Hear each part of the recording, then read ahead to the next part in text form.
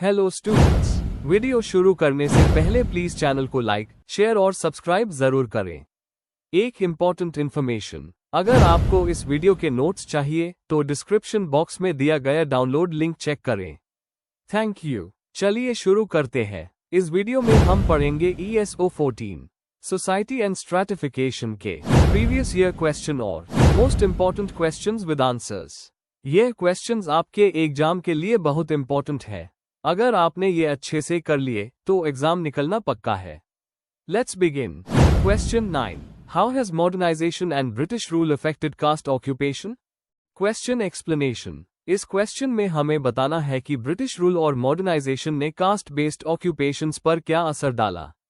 हमें बताना है कि कैसे नए कानून, एजुकेशन, इंडस्ट्रीज और सोशल चेंजेस ने पुरानी हेरेडिटरी जॉब्स को बदला। एग्जाम्पल और कॉन्सिक्वेंसेस भी समझाना है। आंसर। इंट्रोडक्शन। कास्ट ऑक्यूपेशन का मतलब है वो सिस्टम जहां हर कास्ट का एक फिक्स्ड काम होता था, जैसे ब्राह्मण प्रीस्ट, क्षत्रिय वॉरियर, वैश्य ट्रेडर, शूद्र वर्कर या आर्टिजन। ये काम जनरेशन से जनरेशन चलते थे। ब्रिटिश के आने के बाद और मॉडर्नाइजेशन के प्रोसेस से ये पूरी सिस्टम हिल गया। नए टैक्स सिस्टम्स, मशीन्स, एजुकेशन और जॉब्स ने पुराने कास्ट बेस्ड काम को बदल दिया।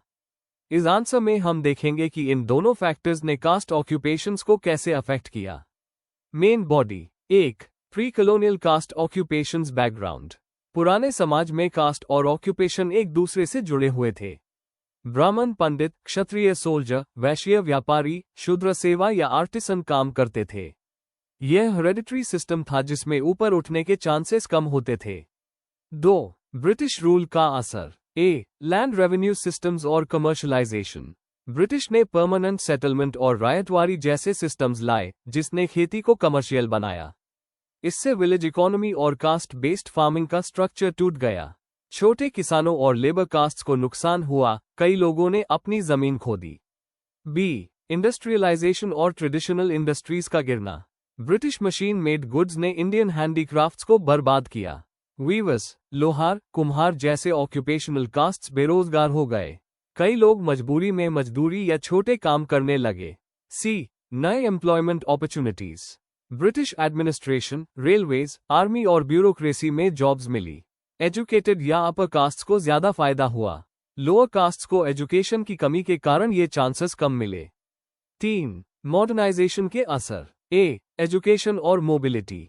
मिशनरीज और रिफॉर्मर्स ने एजुकेशन फैलाई, जिससे कुछ लोग अपनी कास्ट बेस्ड जॉब से बाहर आए। लॉ, मेडिसिन, टीचिंग जैसे नए प्रोफेशंस आए, पर शुरुआत में अपर कास्ट्स ने ज्यादा फायदा उठाया। अर्बनाइजेशन और इंडस्ट्रियल जॉब्स। शहरों का विकास और इंडस्ट्रीज के बढ़ने से वेज बेस्ड काम मिले। फैक्ट्री, सर्विस जॉब्स में मिक्स्ड कास्ट वर्कफोर्स बनी, पर लोअर कास्ट्स को मोस्टली लो पेड या हार्ड वर्क मिला। रिफॉर्म मूवमेंट्स और सोशल चेंज। लीडर्स जैसे ज्योतिबा फूले, अंबेडकर, गांधी ने कास्ट ऑपरेशन के खिलाफ आवाज उठाए। अनटचेबिलिटी के खिलाफ कानून बने और थोड़ा मोबिलिटी बढ़ा। 4. Long term results. आज कास्ट और ऑक्यूपेशन का लिंक वीक हुआ है, पर रूरल एरियाज में अभी भी कुछ रिजिडिटी है। रिजर्वेशन और अफर्मेटिव एक्शन पॉलिसीज ने बैकवर्ड कास्ट्स को opportunities the. Modern jobs, IT और सर्विस सेक्टर्स कास्ट को कम इंपॉर्टेंस देते हैं, पर प्रेजुडिस कभी कभी रहता है। कंक्लूजन। ब्रिटिश रूल और मॉडर्नाइजेशन ने मिलकर कास्ट बेस्ड ऑक्यूपेशन सिस्टम को हिला दिया। कॉलोनियल पॉलिसीज ने ट्रेडिशनल काम को डिसरप्ट किया, पर मॉडर्नाइजेशन ने नए रास्ते खोले जैसे एजुकेशन और सिटीज। फिर भी कास्ट का असर पूरा खत्म नहीं हुआ। इनइक्वालिटी अलग रूप में आज भी दिखता है। If you need the notes of this video, there's a download link in the description box. Be sure to check it out. Thank you. Question 10. What is the relationship between status and power? Question explanation. यह question हमें समझने के लिए कह रहा है कि समाज में स्टेटस और पावर का क्या संबंध है। इसमें हमें दोनों टर्म्स को डिफाइन करना है, उनके बीच के फर्क और मिलन को बताना है, और कैसे एक दूसरे को प्रभावित करते हैं उसका एनालिसिस करना है। थियरीज, एग्जाम्पल्स और प्रैक्टिकल पॉइंट्स देना जरूरी है। आंसर। इंट्रोडक्शन। स्टेटस और पावर दोनों सोशियोलॉजी के बहुत इंपॉर्टेंट कॉन्सेप्ट्स हैं जो सामाजिक हायरार्की और व्यवहार को समझाते हैं। स्टेटस का मतलब है किसी व्यक्ति या ग्रुप की सामाजिक पोजीशन जो सम्मान या प्रेस्टीज देती है। पावर का मतलब है दूसरों पर प्रभाव डालना या उनके व्यवहार को कंट्रोल करना। दोनों एक दूसरे से जुड़े हुए हैं पर अलग भी है। इनका संबंध सामाजिक इनइक्वालिटी और अथॉरिटी को समझने में मदद करता है। Main body. 1. स्टेटस और उसके प्रकार। स्टेटस एक ऐसी पोजीशन है जो समाज किसी व्यक्ति या ग्रुप को देता है। इसके साथ कुछ रोल्स और एक्सपेक्टेशंस होते हैं। स्टेटस के टाइप्स। अस्क्राइब्ड स्टेटस, जो जन्म के साथ मिलता है, जैसे कास्ट, जेंडर या एथनिसिटी। अचीव्ड स्टेटस, जो मेहनत या योग्यता से मिलता है, जैसे प्रोफेशन या डिग्री। स्टेटस सम्मान, प्रेस्टीज और रिसोर्सेस तक पहुंच पर प्रभाव डालता है। 2. पावर और उसके डायमेंशन। पावर का मतलब है चीजें करवाने की क्षमता, फैसले लेने की सहमति या दूसरों पर प्रभाव डालना। मैक्स वेबर के मुताबिक पावर 3 प्रकार की अथॉरिटी से समझाई जा सकती है। ट्रेडिशनल अथॉरिटी, परंपरा और रिवाज पर आधारित। कैरिज्मेटिक अथॉरिटी, व्यक्ति के पर्सनल क्वालिटीज पर आधारित। लीगल रैशनल अथॉरिटी, कानून, रूल्स और ब्यूरोक्रेसी पर आधारित। पावर फॉर्मल भी हो सकता है, जैसे पॉलिटिकल पोस्ट, या इनफॉर्मल, जैसे किसी ग्रुप में इन्फ्लुएंस। 3. स्टेटस और पावर का संबंध। परस्पर प्रभाव। हाई स्टेटस वाले अक्सर पावर तक पहुंच पा लेते हैं, जैसे एक स्कॉलर पॉलिसी पर प्रभाव डाल सकता है। वही पावरफुल व्यक्ति का स्टेटस भी बढ़ जाता है। Status without power. एक संत या साधु का सम्मान ज्यादा होता है पर पॉलिटिकल या इकोनॉमिक पावर कम होती है। Power without status. एक भ्रष्ट अधिकारी के पास पावर हो सकता है पर सम्मान नहीं। Institutional context. ऑर्गेनाइजेशंस में पावर रोल पर डिपेंड करता है, स्टेटस रेप्यूटेशन पर। इंटरडिपेंडेंस। पावर स्टेटस को लेजिटिमाइज करता है और स्टेटस पावर को एनहांस करता है। 4. थियोरेटिकल पर्सपेक्टिव्स और एग्जाम्पल्स। वेबरियन व्यू। वेबर ने क्लास, स्टेटस और पार्टी को पावर से जोड़ा और बताया कि इकोनॉमिक, सोशल और पॉलिटिकल फैक्टर्स एक दूसरे को प्रभावित करते हैं। Marxist view. मार्क्स ने इकोनॉमिक पावर को बेस माना जो स्टेटस को शेप करता है। Functionalist approach. स्टेटस और पावर रोल्स और अथॉरिटी असाइन करके ऑर्डर मेंटेन करते हैं। एग्जाम्पल्स। इंडिया में कास्ट स्टेटस ने हिस्टोरिकली पावर पोजीशंस डिसाइड किए। कॉर्पोरेट वर्ल्ड में सीईओ का हाई स्टेटस उसको एम्प्लॉइज पर पावर देता है। सोशल मूवमेंट्स में एक्टिविस्ट्स कलेक्टिव पावर से स्टेटस कामा लेते हैं। 5. आज के समय में महत्व। आज के समय में अचीव्ड स्टेटस, जैसे एजुकेशन, स्किल्स, अस्क्राइब्ड स्टेटस से ज्यादा इंपॉर्टेंट हो रहा है। सोशल मीडिया ने नए तरीके के पावर और स्टेटस क्रिएट किए हैं, जैसे इन्फ्लुएंसर्स। फिर भी इनइक्वालिटी है, स्टेटस और पावर अनइवनली डिस्ट्रीब्यूट होते हैं। कंक्लूजन। स्टेटस और पावर अलग कॉन्सेप्ट्स हैं पर एक दूसरे से जुड़े हुए हैं। स्टेटस सम्मान देता है, पावर काम करवाने की सहमति देता है। दोनों अक्सर एक दूसरे को सपोर्ट करते हैं। कभी ये अलग भी होते हैं। इनका संबंध सामाजिक हायरार्की, पॉलिटिक्स और रोज के संबंधों को समझने के लिए जरूरी है। If you need the notes of this video, there's a download link in the description box. Be sure to check it out. Thank you. Question 11. Examine the nature of Dalit movements against caste oppression. Question explanation. इस सवाल में हमें ये समझाना है कि दलित movements कैसे शुरू हुए, उनका उद्देश्य क्या था, और उन्होंने कास्ट ऑपरेशन के खिलाफ कैसे संघर्ष किया। हमें इतिहास, मुख्य नेता, स्ट्रैटेजीज और इन मूवमेंट्स के प्रभाव को कवर करना है। आंसर। इंट्रोडक्शन। दलित, जो पहले अनटचेबल्स के नाम से जाने जाते थे, समाज में हमेशा भरी भेदभाव और अत्याचार का सामना करते रहे। इन्हीं अत्याचारों को खत्म करने के लिए दलित मूवमेंट्स शुरू हुए।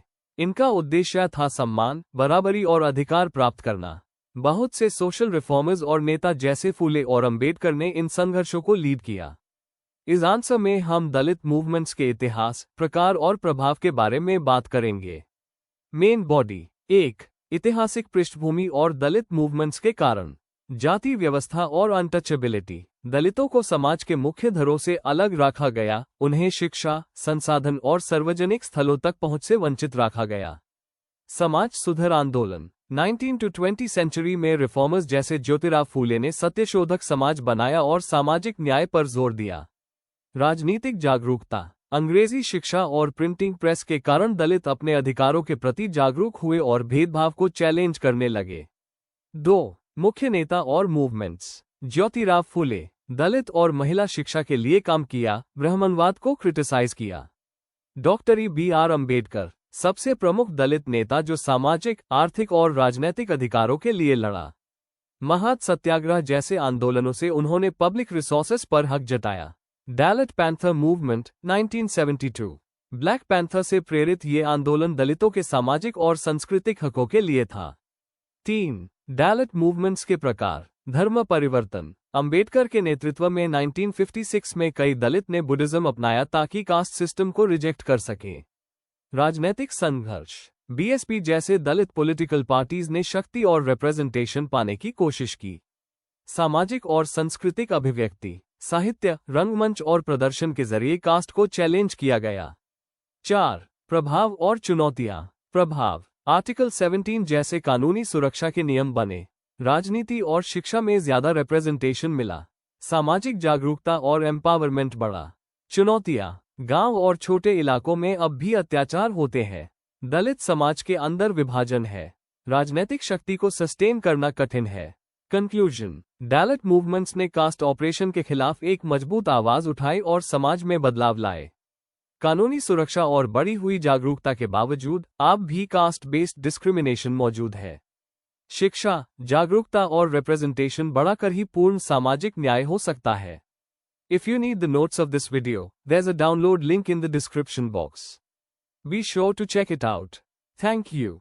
Question 12. Delineate the constitutional provisions for tribes in India. Question explanation. इस सवाल में हमें बताना है कि भारत के संविधान में ट्राइबल कम्युनिटीज या शेड्यूल्ड ट्राइब्स के लिए कौन से प्रोविजंस दिए गए हैं। आर्टिकल्स, शेड्यूल्स, रिजर्वेशंस और सुरक्षा के स्टेप्स को कवर करना है। फोकस होना चाहिए लीगल और एडमिनिस्ट्रेटिव प्रोविजंस पर। आंसर। इंट्रोडक्शन। भारत के ट्राइबल लोग या शेड्यूल्ड ट्राइब्स हमारे देश की एक महत्वपूर्ण कम्युनिटी है जो अक्सर अलग जगह पर सोशियो इकोनॉमिक बैकवर्डनेस के साथ रहते हैं। संविधान बनाते समय उनके हिस्टोरिकल एक्सप्लॉयटेशन को समझते हुए स्पेशल प्रोविजंस दिए गए। इनका उद्देश्य उनकी सुरक्षा, विकास और उनकी पहचान को बनाए रखना है। आर्टिकल्स, शेड्यूल्स और कानून के माध्यम से उनके लिए अलग सेफगार्ड्स दिए गए हैं। Main body. 1. कॉन्स्टिट्यूशनल रिकॉग्निशन और ऑब्जेक्टिव्स। शेड्यूल्ड ट्राइब्स की परिभाषा। आर्टिकल 366(25) एसटी को डिफाइन करता है। आर्टिकल 342 प्रेसिडेंट को अधिकार देता है स्टेट वाइज लिस्ट बनाने का। ऑब्जेक्टिव्स। एक्सप्लॉयटेशन को रोकना, आइडेंटिटी को प्रिजर्व करना, इक्वालिटी देना और उन्हें मेन स्ट्रीम सोसाइटी से कनेक्ट करना, लेकिन उनके डिस्टिंक्ट कल्चर का रिस्पेक्ट रखते हुए। 2. फंडामेंटल राइट्स और सेफगार्ड्स। इक्वालिटी और प्रोटेक्शन। आर्टिकल्स 14, 15, 16 डिस्क्रिमिनेशन को रोकते हैं। 15, 4 और 16, 4 एसटी के लिए स्पेशल रिजर्वेशंस अलाउ करते हैं। कल्चरल और एजुकेशनल राइट्स। आर्टिकल 29, 30 उनकी भाषा, संस्कृति और शिक्षा के अधिकारों को प्रोटेक्ट करते हैं। एक्सप्लॉयटेशन से सुरक्षा। आर्टिकल 23 फोर्स्ड लेबर रोकता है। आर्टिकल 24 बच्चों को हैजर्डस वर्क से बचाता है। 3. डायरेक्टिव प्रिंसिपल्स और वेलफेयर। आर्टिकल 46 राज्य को डायरेक्ट करता है कि एसटी के एजुकेशनल और इकोनॉमिक इंटरेस्ट्स को प्रमोट करे और उन्हें सोशल इनजस्टिस से बचाए। आर्टिकल 47 हेल्थ और न्यूट्रिशन इंप्रूव करने पर फोकस करता है, जो इनडायरेक्टली एसटी के लिए भी है। 4. पॉलिटिकल रिप्रेजेंटेशन और एडमिनिस्ट्रेशन। लेजिस्लेचर्स में रिजर्वेशन। आर्टिकल 330, 332 लोकसभा और स्टेट असेंबलीज में एसटी के लिए रिजर्व सीट्स देते हैं। Public services. आर्टिकल 335 कहता है कि एसटी को जॉब्स में कंसिडर किया जाए एफिशिएंसी के साथ बैलेंस रखते हुए। ट्राइबल एरियाज का administration. 5th schedule. Non north east states के ट्राइबल एरियाज का रेगुलेशन, गवर्नर के पावर्स और ट्राइब्स एडवाइजरी काउंसिल का mention. 6th schedule. Assam, Meghalaya, Tripura, Mizoram जैसे नॉर्थ ईस्ट स्टेट्स के ट्राइबल एरियाज के लिए ऑटोनोमस काउंसिल्स के अधिकार। 5. प्रोटेक्टिव और डेवलपमेंटल मेजर्स। जमीन और रिसोर्सेस। 5th शेड्यूल के अंडर लैंड एलियनेशन को रोकने के रूल्स। पेजर एक्ट 1996 ग्राम सभा को शेड्यूल्ड एरियाज में एम्पावर करता है। Financial support. आर्टिकल 275(1) के अंडर एसटी वेलफेयर के लिए स्पेशल ग्रांट्स मिलते हैं। 6. इंस्टीट्यूशनल और judicial support. NCST। Article 338A के अंडर एक नेशनल कमीशन है जो एसटी के राइट्स को सेफगार्ड करता है, कंप्लेंट्स सुनती है और पॉलिसी सजेस्ट करता है। जुडिशरी, सुप्रीम कोर्ट और हाई कोर्ट्स ने भी ट्राइबल राइट्स को प्रोटेक्ट किया है। Example, समटा case. कंक्लूजन, संविधान ने शेड्यूल्ड ट्राइब्स के लिए एक स्ट्रॉन्ग फ्रेमवर्क दिया है जो उनके विकास, सुरक्षा और पार्टिसिपेशन को इंश्योर करता है। यह प्रोविजंस उनकी पहचान को प्रिजर्व करते हैं और उन्हें एक्सप्लॉयटेशन से बचते हैं। पर ग्राउंड लेवल इम्प्लीमेंटेशन में अभी भी चैलेंजेस हैं। आगे चलकर पॉलिसीज और मॉनिटरिंग और इफेक्टिव बनानी होगी। Before we end, please like, share and subscribe the channel for more such study materials and one important information, अगर आपको नोट्स चाहिए तो डिस्क्रिप्शन बॉक्स में डाउनलोड लिंक दिया हुआ है, जरूर चेक करें। Thank you.